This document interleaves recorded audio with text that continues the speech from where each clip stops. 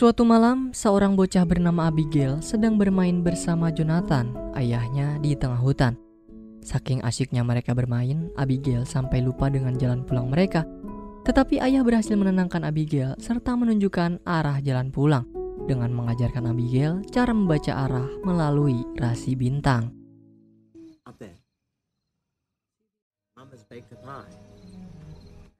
Sebelum sampai di rumah, Garrett, kepala Departemen Keamanan Kota, menghentikan Jonathan dan meminta ia untuk ikut bersama mereka. Jonathan bersedia, tetapi dia ingin lebih dulu menidurkan Abigail malam ini. Alih-alih menidurkan anaknya, Jonathan justru menyiapkan beberapa berkas. Lalu ia kunci di dalam berangkas sihirnya. Beliau kemudian memberikan sebuah kalung pada Abigail dan meminta ia agar terus menyimpan kalung tersebut di dirinya. Tanpa menaruh rasa curiga sedikit pun, Abigail menuruti setiap kata ayah dan langsung beranjak tidur. Tidak lama kemudian, Abigail terbangun akibat suara ribut dari luar rumah yang mana Garrett sedang melakukan penangkapan pada Jonathan serta beberapa orang lainnya. Abigail bergegas keluar, berlari mengejar ayah, namun ia sudah terlambat.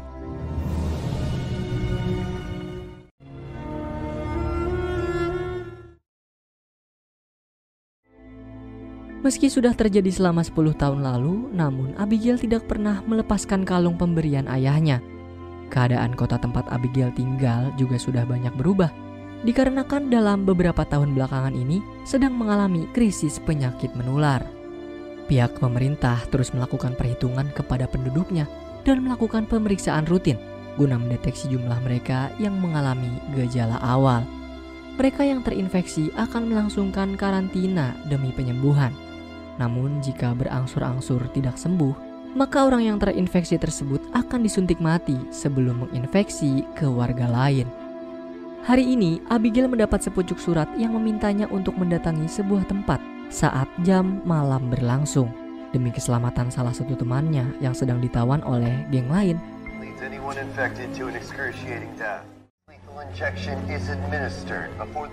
Sesampainya di tempat yang sudah dijanjikan, Abigail mengajak Ian selaku ketua dari geng tersebut melakukan permainan mencari benda. Jika Abigail menang, semua temannya akan pulang dengan selamat. Namun jika Abigail kalah, dia sendirilah yang akan menjadi tawanannya. Di tengah pertaruhan ini, tiba-tiba pihak keamanan muncul memergoki banyak anak-anak yang tidak mengikuti jam malam. Satu persatu dari mereka mulai diperiksa menggunakan alat khusus untuk melihat apakah ada yang terinfeksi di antara mereka atau tidak. Ian yang panik dengan kedatangan pihak keamanan bergegas keluar dari rumah. Sementara Abigail, ia justru berlari semakin jauh menuju lantai berbeda dari rumah tersebut dan memenangkan pertaruhannya. Salah satu penjaga memergoki aksi Abigail dan coba membawanya. Tetapi Abigail masih berusaha kabur hingga tak sengaja melepaskan topeng si penjaga. Setelah berhasil melepaskan diri, Abigail mendapati Ian terdeteksi kalau dirinya telah terinfeksi.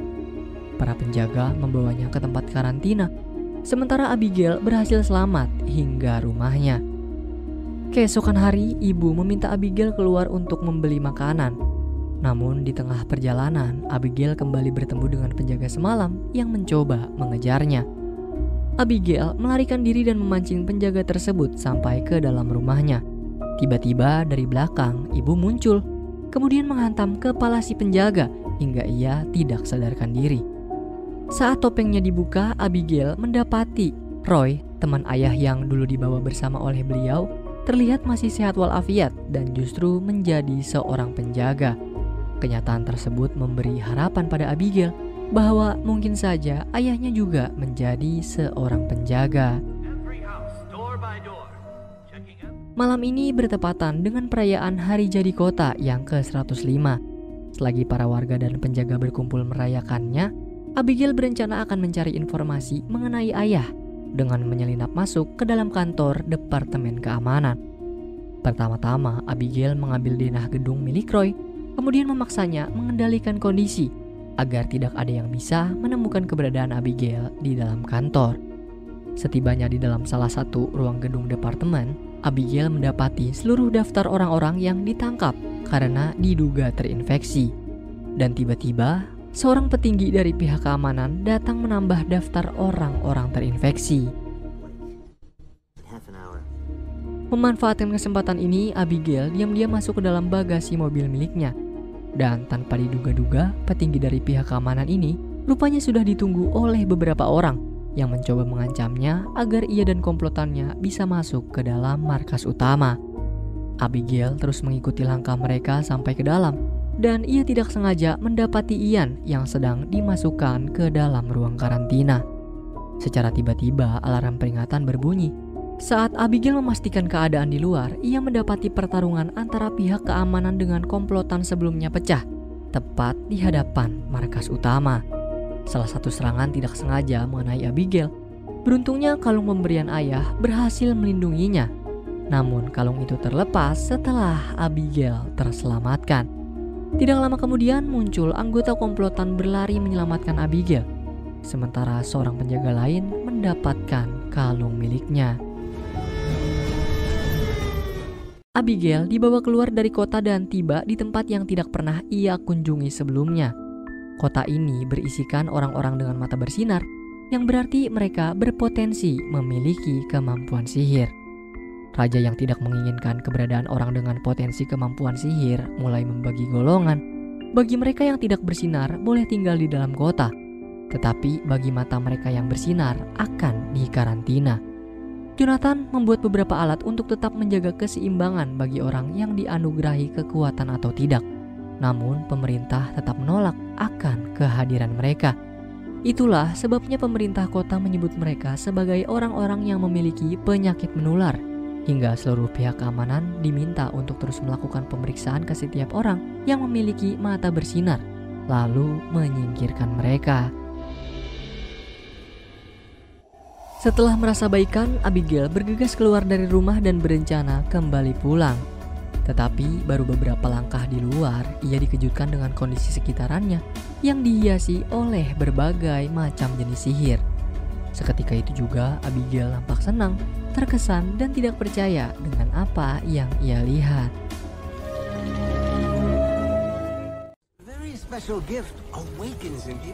Dari belakang Abigail, seorang penduduk lokal bernama Spencer mulai mendekati dan memberitahu kalau ini semua adalah nyata. 1 dari 10 orang memiliki kemampuan sihir berbeda-beda dan mereka patut untuk mengekspresikan sihirnya. Tidak sengaja, Abigail mendapatkan sebuah benda sihir yang membuatnya merasakan energi sangat besar. Ketika Abigail mulai menyentuh benda tersebut, energi di dalamnya meledak dan berdampak pada wilayah di sekitarnya. Tidak lama kemudian, beberapa pihak keamanan yang sedang berpatroli datang menghampiri wilayah ini. Semua orang langsung menyembunyikan aktivitas serta alat sihir mereka dan berpura-pura menjadi gelandangan untuk menakutkan pihak keamanan. Kejadian barusan membuat Spencer meminta kepada Belle, selaku ketua komplotan yang melakukan penyerangan sekaligus orang yang menyelamatkan Abigail, agar mau melatihnya di markas, sebab Abigail memiliki potensi kekuatan sihir yang sangat besar dalam dirinya. Di dalam markas, Abigail mendapati foto ayahnya terpasang di atas papan para kriminal. Beliau diduga membantu pemerintah kota dengan menciptakan beberapa benda yang merugikan para pengguna sihir. Hal tersebut pun membuat Abigail merasa dikucilkan. Namun Spencer coba meyakinkannya jika kesalahan sang ayah tidak ada hubungannya dengan Abigail. Dari perkataan Spencer membuat Abigail teringat akan sesuatu. Ia pun bergegas kembali pulang lalu mendatangi ruang kerja ayahnya untuk membuka brankas sihir milik beliau.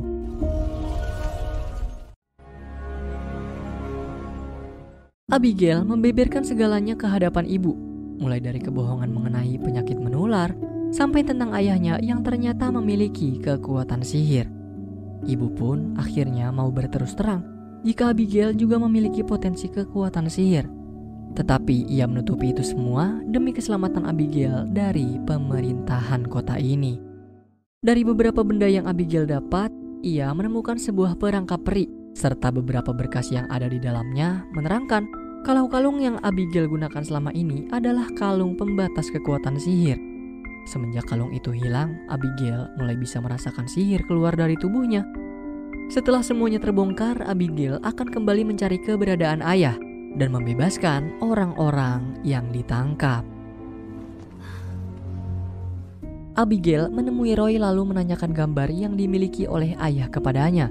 Sesuai dengan keterangan Roy, jika gambar tersebut merupakan sebuah pesawat khusus yang diciptakan ayah dan beliau berikan kepada pemerintah untuk memenjarakan orang-orang spesial. Abigail bermaksud untuk memasuki pesawat tersebut, tetapi Roy meminta Abigail untuk tidak gegabah dan menunggu karena keamanannya yang sangat ketat.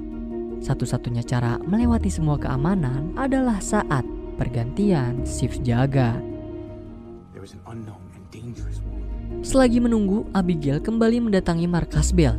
Ia tidak sengaja mendengar rencana penyerangan yang akan Bell dan pasukannya jalani esok hari. Abigail coba membantu rencana tersebut dengan mengajak Bell dan komplotannya menaiki pesawat penjara yang akan dimasuki tengah malam nanti. Itu semua dilakukan demi mengurangi jumlah korban dari orang-orang tidak bersalah. Sayangnya, masukan dari Abigail tidak diterima dengan baik oleh Bell. Ia justru rela mengorbankan siapapun, termasuk menyerahkan nyawanya sendiri demi melakukan perlawanan. Get out. Waktu pertukaran shift pun tiba. Roy membawa Abigail ke suatu tempat yang rupanya untuk menjebak Abigail. Ia dipertemukan lagi setelah 10 tahun berlalu dengan Garrett, kepala departemen keamanan yang dulu menangkap ayah. Garrett jugalah yang rupanya memiliki kalung milik Abigail, dan ia menyadari kalau ini berhasil menekan potensi kekuatan sihir di dalam tubuhnya. Garrett pun meminta Roy menghabisi nyawa Abigail, namun ia menolak dengan keras. Keputusan tersebut membuat Garrett kesal, dan ia mengancam siapa saja yang tidak menuruti perintahnya akan bernasib sama seperti Roy. Tiba-tiba Bell datang menyelamatkan Abigail. Seorang diri ia mampu mengalahkan Garrett dan para penjaga yang mengawalnya. Tetapi Garrett masih sempat sadarkan diri dan melakukan serangan dadakan langsung ke arah Bell, menyebabkannya harus mengalami luka parah. Beruntung Abigail masih berada di sekitar Bell dan membuat penyelamatan untuknya. Abigail terseok-seok menyeret tubuh Bell kembali ke markas utama. Berkat upaya cepatnya, Bell berhasil diselamatkan dan mendapati pengobatan lebih lanjut. Setelah Bell sudah tersadar, Abigail memberitahu rencananya yang ingin menggunakan peri agar bisa memperoleh lokasi orang-orang yang memiliki kekuatan sihir. Namun, Bell memperingatkan Abigail agar tidak bergantung dengan sosok tersebut, sebab pagi ini ia dan komplotannya akan menjalankan rencana mereka.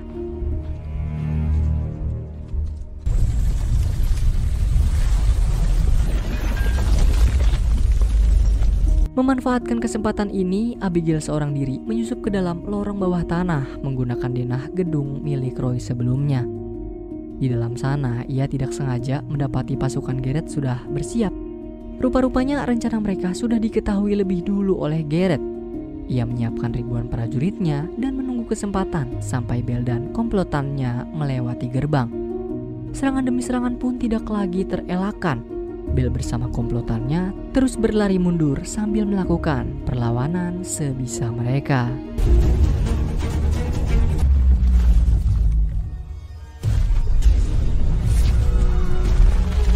Meski sudah mengupayakan segala cara, Bell berhasil tertangkap. Salah satu anggota komplotan Bell kemudian maju dan mengakui bahwa semua rencana mereka telah ia bongkar kepada Garrett. Pengkhianatannya bukanlah untuk mendapatkan imbalan, namun semata-mata hanya untuk menghentikan Bell agar tidak ada lagi korban yang berjatuhan. Sementara Abigail, setelah rencana Bell gagal, dia pun memutuskan menggunakan peri demi memperoleh lokasi semua orang, kemudian membebaskan mereka dan keluar dari kota ini. Sebelum pergi, Spencer menyiapkan beberapa peledak di dalam markas untuk jaga-jaga pihak keamanan datang memeriksa tempat mereka.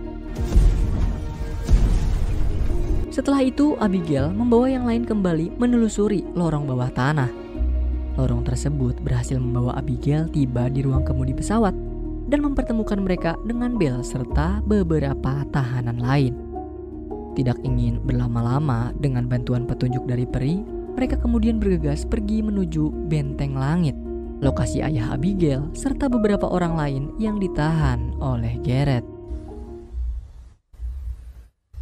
Setelah beberapa jam melakukan penerbangan, pesawat yang mereka tumpangi melewati batas dan sampai di Benteng Langit, penjara bagi orang-orang yang memiliki kemampuan sihir luar biasa. Belle berpura-pura menjadi seorang petugas keamanan yang sedang membawa tahanannya. Ia dengan mudah berhasil masuk ke dalam dan mengelabuhi penjaga lain. Kini tujuan utama Abigail adalah mencari keberadaan ayahnya. Namun ia tidak menemukan beliau dan justru mendapati kenyataan lain kalau ternyata ada sebuah mesin yang bisa menghisap kemampuan sihir seseorang hingga orang tersebut tewas kehabisan kekuatannya. Dari berbagai jam yang menggantung di dalam ruang tahanan, Abigail tiba-tiba teringat dengan beberapa pelajaran yang pernah ayah beritahukan kepadanya, bahwa beliau akan selalu meninggalkan berbagai petunjuk agar Abigail bisa mendapat jawaban dari pertanyaannya sendiri, di mana setiap petunjuk merupakan 3 mesin ciptaan ayahnya sendiri. Beliau sengaja menciptakan 3 senjata tersebut untuk digabungkan dan menghancurkan mesin penghisap kekuatan sihir. Setelah Abigail menyadari semuanya, dia mendapat kabar dari Belle kalau pasukan keamanan Gareth sudah berada di luar Benteng Langit. Belle akan menahan mereka demi memberikan waktu kepada Abigail menggabungkan alat penghancur.